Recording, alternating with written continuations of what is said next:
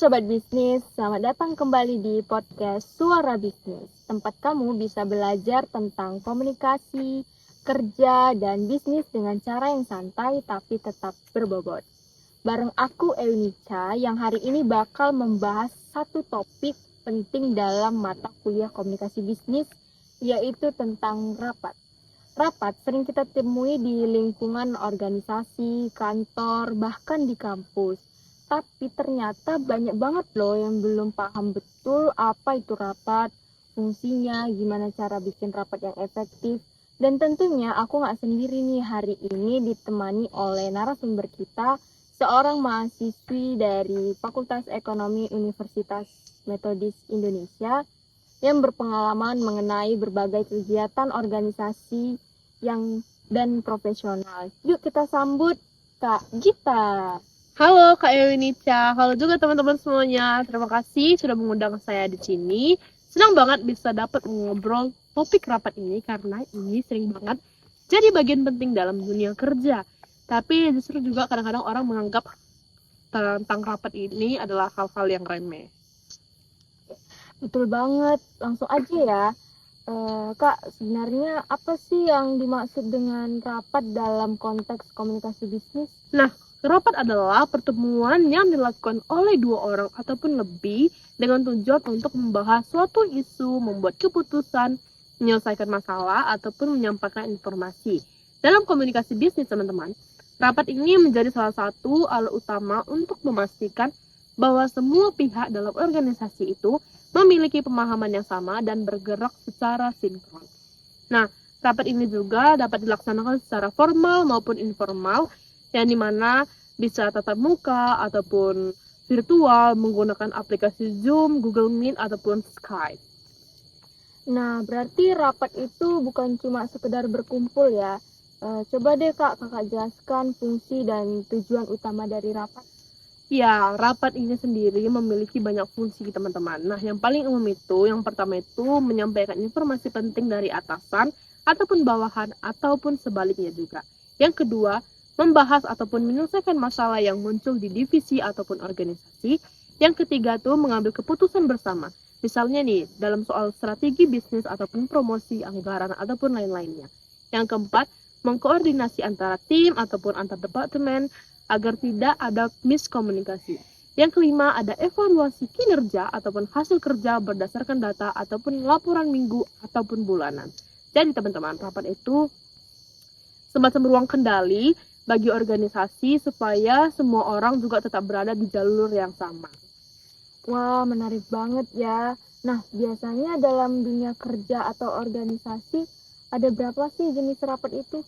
Nah, buat teman-teman yang belum tahu, secara umum itu jenis rapat ini dibagi berdasarkan tujuan ataupun frekuensinya. Aku kasih contoh nih. Yang pertama itu ada rapat rutin. Rapat rutin ini dilakukan secara berkala seperti mingguan, bulanan, ataupun triwulan. Misalnya ini dalam rapat divisi marketing tiap Senin pagi gitu. Yang kedua juga ada rapat insidental, di mana ini diadakan ketika ada hal mendesak. Misalnya ini terjadi komplain besar dari pelanggan, maka tim customer itu mengadakan rapat khusus, teman-teman. Nah, yang ketiga ada rapat koordinasi, di mana ini kita melibatkan beberapa divisi agar bisa bekerja secara terpadu, dan ini tuh sangat penting sekali kalau ada proyek lintas departemen. Yang keempat itu ada rapat evaluasi, di mana di sini kita membahas hasil kerja, performa, dan pencapaian target, di mana ini biasa dilakukan setelah program selesai. Ya, ini biasa dilakukan kalau program itu telah selesai. Dan yang kelima adalah rapat pengambilan keputusan. Nah, rapat ini bersifat strategis yang melibatkan pihak manajemen ataupun pemegang kebijakan utama. Jadi, setiap rapat ini memiliki format dan aturan mainnya sendiri, Kak Ica. Ya, setuju banget sih. Tapi Kak, jujur ya, kadang orang suka malas ikut rapat karena katanya cuma buang-buang waktu.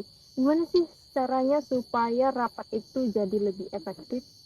Wah, itu keluhan yang klasik sekali ya, Kak Ica. Dan itu biasanya terjadi kalau rapat tidak dikelola dengan baik, Kak Ica. Nah, aku bakal bagi tipsnya ke teman-teman semuanya. Apa saja hal yang penting sebelum dilakukannya rapat. Yang pertama itu adalah persiapan. Dan di persiapan ini kita menentukan topik ataupun agenda secara jelas. mengundang untuk orang yang benar-benar relevan, teman-teman, dan juga menyiapkan dokumen dan data yang dibutuhkan. Yang kedua itu adalah pelaksanaan, di mana di sini kita harus ada pemimpin atau pemimpin oleh moderator ataupun pemimpin rapat, dan digunakan dengan waktu yang disiplin dan jangan melebar kemana-mana. Ya, dan juga kita memberikan kesempatan kepada semua peserta untuk menyampaikan pendapat mereka. Yang ketiga itu adalah pencatatan, di mana di sini harus ada notulen ataupun catatan rapat supaya hasilnya itu dapat terdokumentasi, teman-teman. Yang keempat itu adalah penutup dan juga tindak lanjut, di mana di sini kita bisa dapat menyimpulkan hasil diskusi kita dan membuat daftar tugasnya, siapa yang melakukan apa, dan juga kapan deadline-nya itu. Dengan begitu, rapat itu jadi terasa sangat produktif, Ica. Jadi nggak cuma duduk diam aja tanpa ada hasilnya gitu.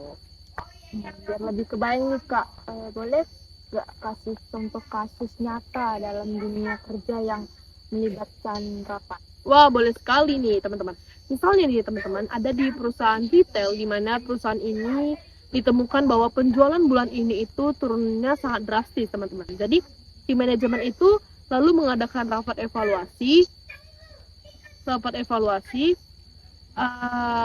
di mana di dalam rapat ini ditemukan bahwa promosi itu sedang tidak berjalan maksimal karena stok barang kosong yang ada di gudang. Nah, jadi dari situ tim logistik dan juga tim marketing langsung melakukan rapat koordinasi, mencari solusinya, dan akhirnya diputuskan ada perbaikan sistem pemesanan dan kampanye promosi ulang di media sosial. Nah, tanpa rapat nih teman-teman, mungkin masalah itu akan terlambat ditangani. Wah, keren banget. Terakhir nih Kak, ada nggak tips khusus soal etika berkomunikasi saat rapat? Oh, ada banget nih teman-teman. Ini sangat penting sekali diperhatikan untuk teman-teman mahasiswa juga yang akan masuk ke dunia kerja.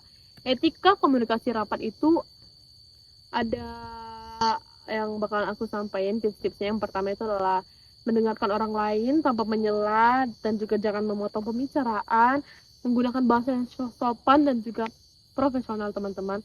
Dan sampaikan pendapat dan argumen, kita nggak boleh pakai emosi, dan juga jangan mendominasi, tapi juga jangan pasif nih. Jadi rapat itu bukan acara debat-debat kusir gitu, tapi juga tempat saling bertukar ide untuk solusi bersama. Luar biasa sekali ya pembahasan hari ini. Aku jadi makin paham pentingnya rapat dan bagaimana cara pembuatannya yang lebih bermakna. Oke, terima kasih banyak Kak Gita sudah berbagi insight luar biasa hari ini. Sama-sama, senang sekali ya teman-teman bisa dapat berbagi di podcast kali ini. Semoga dengan apa yang sudah saya sharingkan tadi bersama Kak Ica bisa membantu teman-teman mahasiswa ataupun siapapun yang ingin belajar tentang komunikasi bisnis lebih dalam lagi. Oke Sobat Bisnis, itu dia pembahasan kita tentang rapat dalam komunikasi bisnis.